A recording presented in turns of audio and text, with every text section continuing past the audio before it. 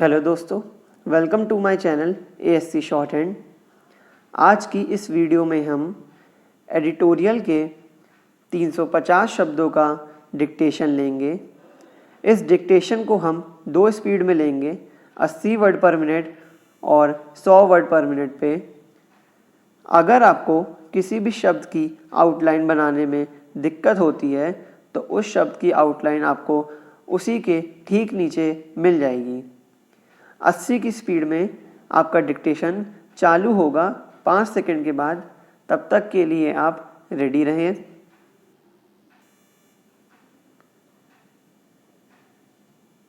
Start. देश की विधायी संस्थाओं से आपराधिक पृष्ठभूमि के लोगों को दूर करने की मंशा से सुप्रीम कोर्ट में दायर एक याचिका के संदर्भ में केंद्रीय चुनाव आयोग ने जो शपथ पत्र दायर किया है उसके गहरे निहितार्थ हैं। आयोग ने अपने हलफनामे में स्पष्ट कहा है कि वह राजनीति को पूरी तरह अपराध मुक्त करने को प्रतिबद्ध है, पर वह प्रदत्त शक्तियों के दायरे में ही इससे संबंधित कदम उठा सकता है। प्रकारांतर से आयोग का यही कहना है कि उसके पास इतने कानूनी अख्तियार ही नहीं कि वह निर्णायक फैसले ले सके। जाहिर है, आला अदालत ने 4 हफ्तों में केंद्र सरकार से जवाब मांगा है कि जिन नेताओं के खिलाफ आरोप पत्र दायर हो चुके हैं या आरोप तय हो चुका है उनके चुनाव लड़ने पर क्यों ना रोक लगा दी जाए।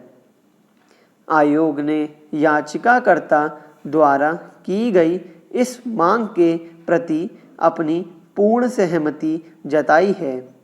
राजनीति के अपराधीकरण का मसला नया नहीं है।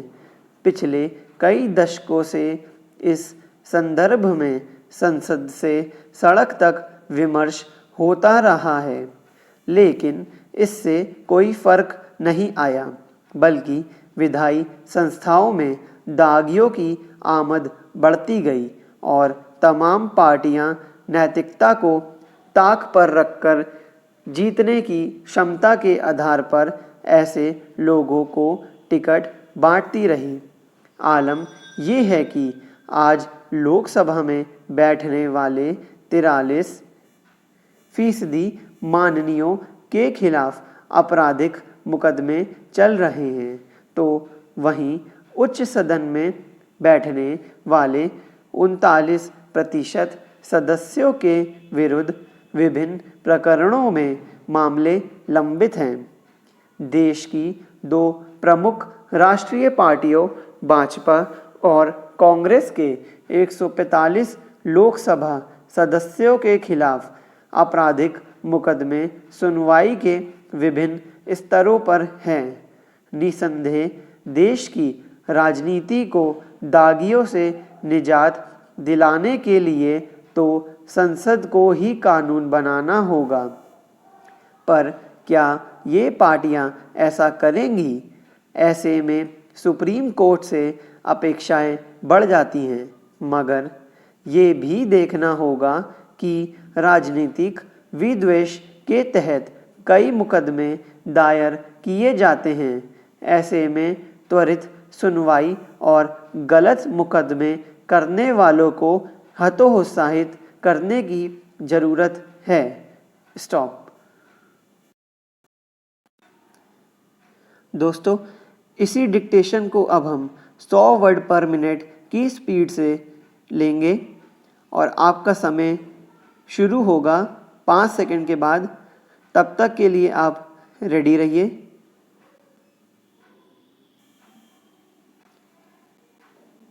स्टार्ट।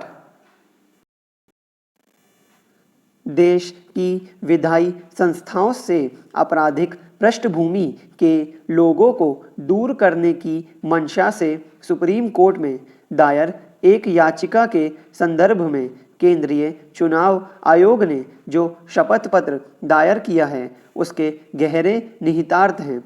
आयोग ने अपने हलफनामे में स्पष्ट कहा है कि वह राजनीति को पूरी तरह अपराध मुक्त करने को प्रतिबद्ध है, पर वह प्रदत्त शक्तियों के दायरे में ही इससे संबंधित कदम उठा सकता है।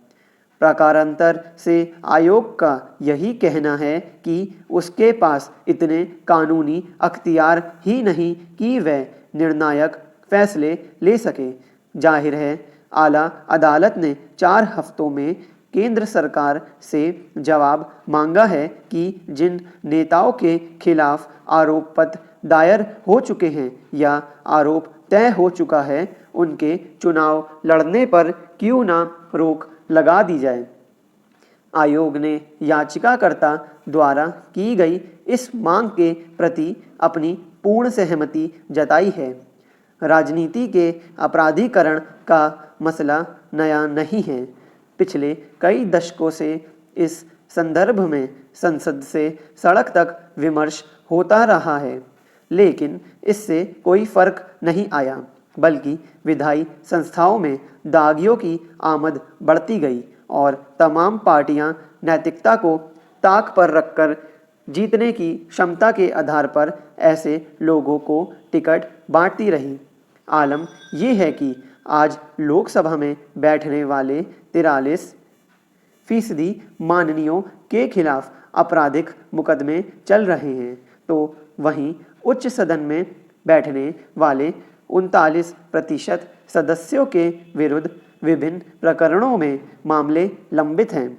देश की 2 प्रमुख राष्ट्रीय पार्टियों भाजपा और कांग्रेस के 145 लोकसभा सदस्यों के खिलाफ आपराधिक मुकदमे सुनवाई के विभिन्न स्तरों पर हैं। निसंदेह देश की राजनीति को दागियों से निजात दिलाने के लिए तो संसद को ही कानून बनाना होगा, पर क्या ये पार्टियां ऐसा करेंगी? ऐसे में सुप्रीम कोर्ट से अपेक्षाएं बढ़ जाती हैं, मगर ये भी देखना होगा कि राजनीतिक विद्वेष के तहत कई मुकदमे दायर किए जाते हैं। ऐसे में त्वरित सुनवाई और गलत मुकदमे करने वालों को हतोत्साहित करने की जरूरत है। स्टॉप।